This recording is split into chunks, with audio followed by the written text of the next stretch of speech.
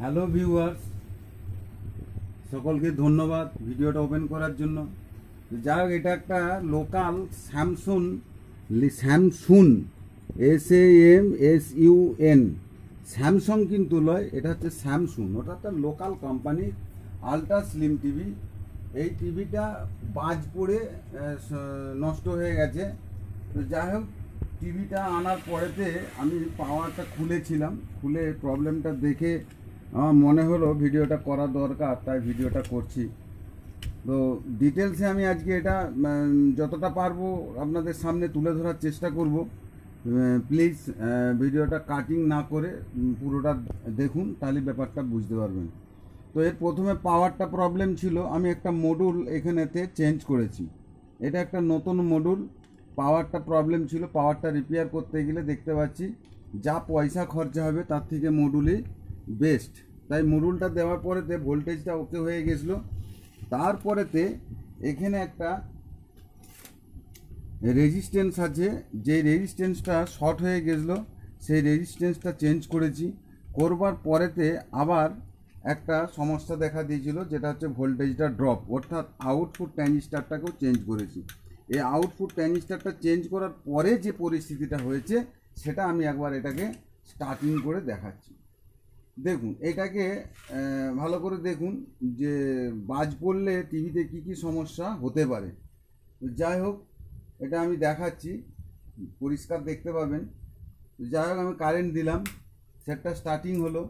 দেখুন এখানে ফায়ারিং হচ্ছে, এখানে তো দেখুন ফায়ারিং হচ্ছে, অর্থাৎ এটা ইএসটিটা হাই হচ্ছে। হাই হয়ে এই সমস্যাটা এসেছে, অর্থাৎ এই সমস্যাটা সমাধান করার জন্যে আমাকে এখন এর ইএসটিটাকে চেঞ্জ করতে হবে। তো ইএসটিটা আমি এখন ওপেন করব। তার ইএসটিটা ওপেন করার একটু দেখে নিন কীভাবে আমি ইএসটিটাকে খুলছি। তাতাল দিয়ে প্রত্যেকটা কানেক্টকে গরম করে এরকম ভাবে এখানে শোল্ডারগুলোকে তুলে নিতে হবে।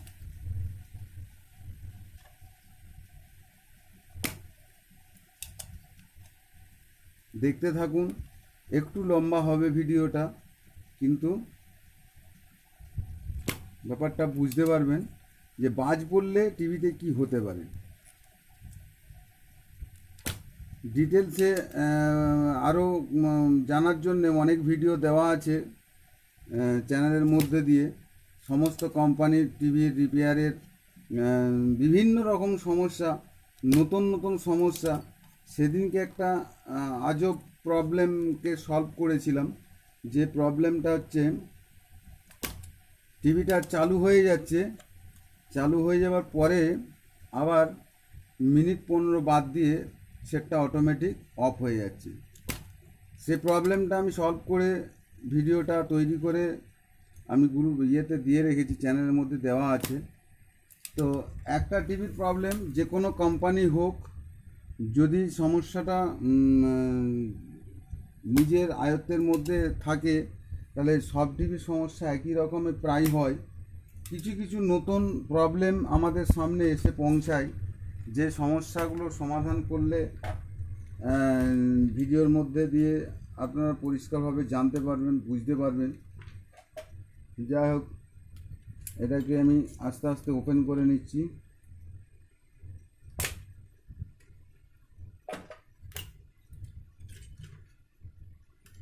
চায়না কিট আলট্রা স্লিম, অর্থাৎ এইটা আছে 1010। পরিষ্কার নাম্বারটা বোঝা যাচ্ছে না ঠিকই, কিন্তু এটা দেখা যাচ্ছে 1010 ইএসটি। এই 1010 ইএসটিটা আমি এখন লাগাবো। এই 1010 ইএসটি, এটাও নাম্বারটা দেখা যাচ্ছে না, এটা আমার কাছে একটা পুরাতন ছিল।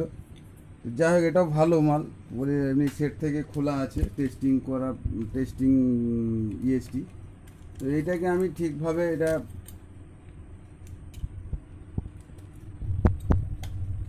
লাগিয়ে দিলাম, দিয়ে যেমনভাবে এটা ছিল ঠিক তেমনভাবে এটাকে আমি আবার সোল্ডিং করব। এগুলো ইয়েগুলো ফয়েলগুলো উঠেই গেছে, ফয়েলগুলো ঠিক করে দেখতে হবে, দেখে এটা ঠিকঠাকভাবে লাগিয়ে নিতে হবে। হয়ে গেল। এটাকে আমি এবার সোল্ডিং করব।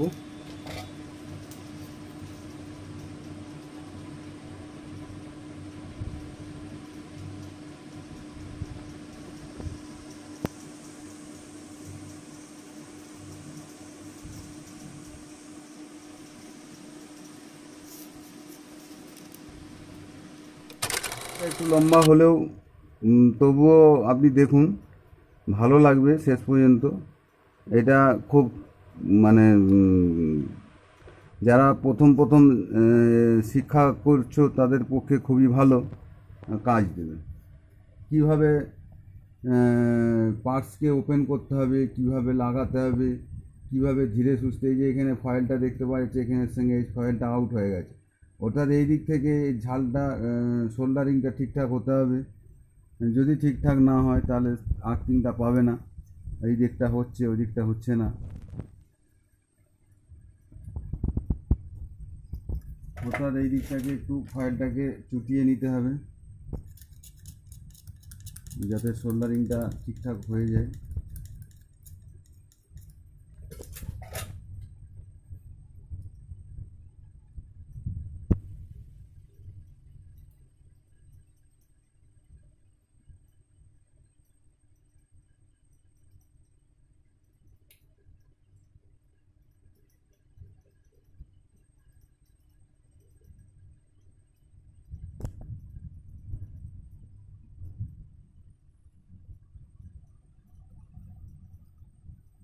ঠিক আছে, এগুলো মোটামুটি সোল্ডারিং হয়ে গেল।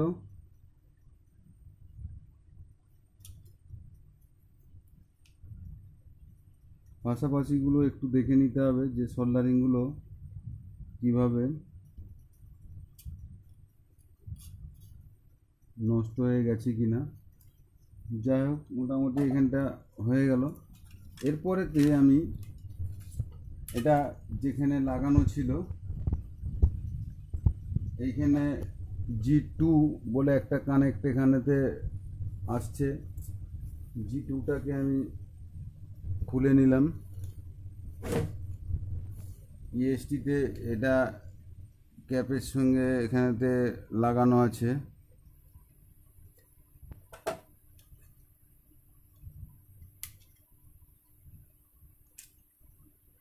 এটাকে খুলে নিতে হবে।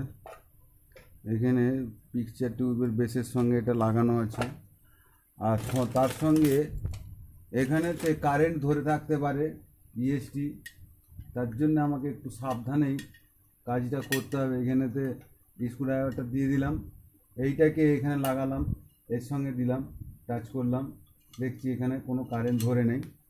অর্থাৎ এটাকে খোলার আগে একটু দেখে নিতে হবে, তা নাহলে কিন্তু শর্ট খেতে হবে। অর্থাৎ এই ইএসটিটাকে আমি ওপেন করে দিলাম, রেখে দিলাম। এরপর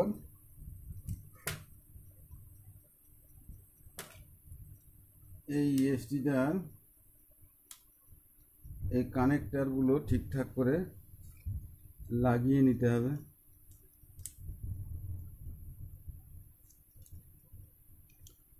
দেখতে থাকুন।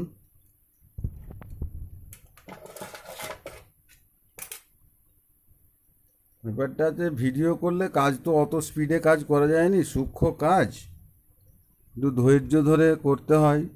আর ভিডিও করতে গেলে লম্বা হয়ে যায় ভিডিওগুলো, তার জন্য কাটিং করে করে ভিডিওগুলো করলে ভিডিওটা ছোট হয়, কিন্তু আবার সবটা বোঝাও যায়নি, তারপরে কিছু রয়ে গেল নাকি।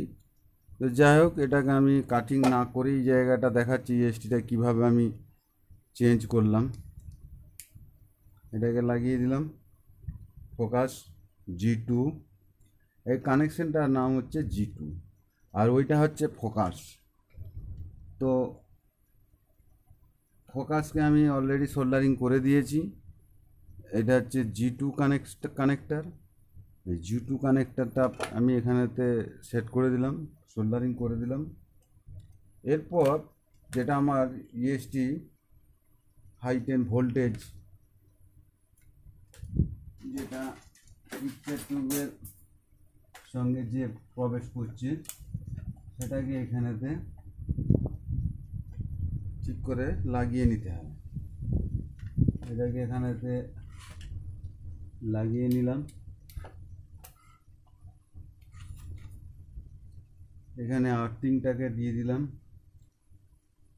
পিকচার টিউবের বেসের সাথে, এটাকে লাগিয়ে নিলাম। হ্যালো, এটা হচ্ছে ইএসটিটা চেঞ্জ করলাম, সেটাকে দেখানোর জন্য ইএসটি কিভাবে চেঞ্জ করা হয় সেটা দেখানোর জন্যে আজ ভিডিওটা আমি করলাম। তো এর মধ্য থেকে এখানে অনেকগুলো কানেকশন কেটে গেছে। তো এই কানেকশনগুলো জন্য কিন্তু কোথা থেকে কেটেছে না, এই পিকচার টিউবের বেসেতেই থাকে, এইখানেতে কানেকশনটা কিন্তু কেটেছে। এখন এই কানেকশনটাকে আমাকে আগে জুড়তে হবে, নচেত আমি তো ভিডিওটা টিএসটিটা টিভিটাকে ওপেন করে দেখাতে পারবো না। তারটাকে আমি ঠিক করে লাগিয়ে নিলাম। নেগেটিভ পজিটিভ ঠিকঠাক হলো কি না সেটা একবার চেক করে নেব। এটা হচ্ছে নেগেটিভ,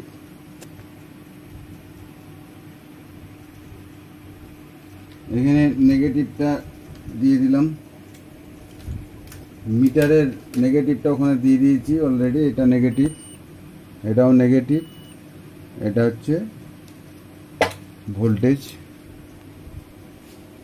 তো এবারে এটাকে এখানে লাগিয়ে নেওয়ার পর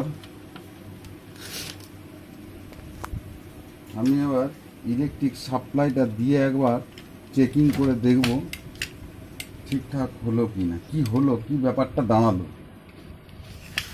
এখানে কানেকশনটা খুলে গেছে,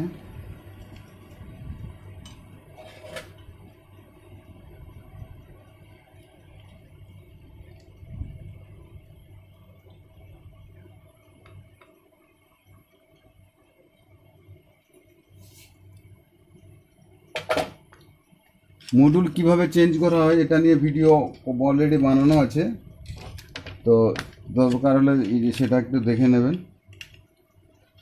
তো এখান থেকে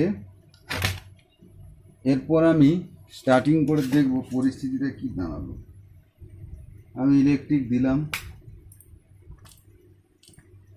সেটা কিন্তু রানিং হচ্ছে না, রানিং হচ্ছে না। তো দেখতে থাকুন, এটা স্টেপ 1, স্টেপ 2 আমি অলরেডি দিচ্ছি, পার্ট 2। এটার প্রবলেমটা এখানে ভোল্টেজ আছে 99 ভোল্ট, বুস্টিং ভোল্টেজ হচ্ছে না। এখানে 110 ভোল্ট আপ ডাউন করছে, 8 ভোল্ট আপ ডাউন করছে,